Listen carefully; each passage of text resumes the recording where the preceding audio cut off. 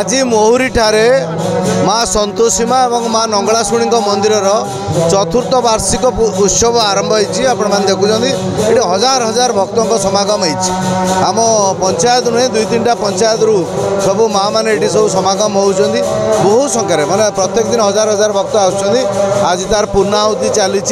आप देखुए केते आग्रह अच्छी लोकंर ये प्रत्यक्ष देवी पूजा अर्चना सब कर लोक मैंने सब मानसिक जहाँ करती ए सफल हूँ बोली गोटे मानसिकता अच्छी तेणु से दृष्टिकोण ये बहुत समागम हुए ये मंदिर मु समस्त भक्त मान अनेक अनेक शुभेच्छा जनइबी तांकर मनस्कामना पूर्ण हो एवं ए वर्ष एक सुंदर फसल हो मु माँ संतोषी को प्रार्थना करी छात्र छात्री मैंने आम अंचल सफल हूँ एथर गोटे सुंदर फसल हो आम अंचल शांति बजाय रू ये कामना करूँ। मो ना पूजा नायक मो गाँ मुहुरी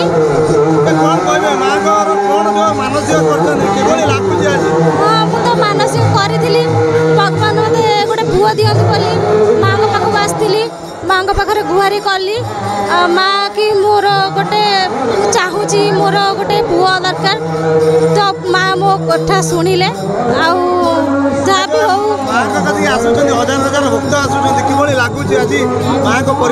हाँ बहुत खुशी लगुच आ समस्ते माने माँ पाखक आस माँ माने इच्छा आ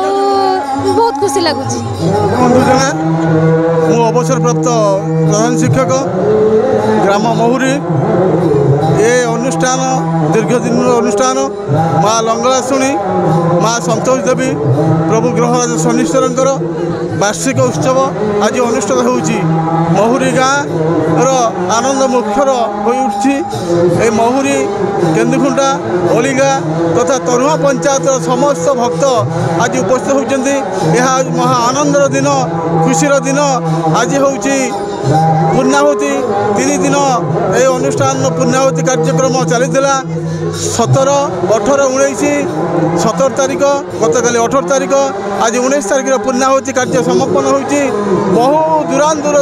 दूरांतर भक्त माने आसी उपस्थित होती। पंचायतर महुरी ग्राम एक बासिंदा मोर नाम मामुनी जेना तो आम ग्राम महुरी रे 4 वर्ष तले अर्थात 2022 मसीह आमर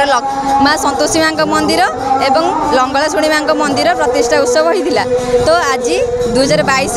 4 वर्ष पर अर्थात 2025 मसीह चतुर्थ वार्षिक उत्सव से मंदिर पालन करा जाउची तो 3 दिन है पालन करा जाउची तो आज हूँ तार पूर्णाहुति दिवस तो ये मंदिर रे बहुत संख्यक भक्त माने आसिकी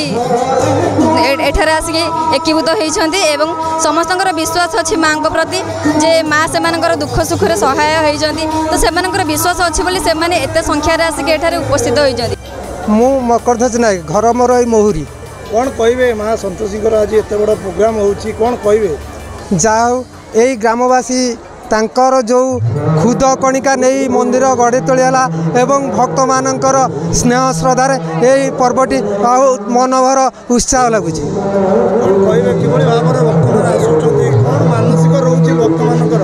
भक्त मानकर तो बहुत किसी होची नहले से माने एठी कहीं आसंते तेणु तांकरी पाई ए मंदिर।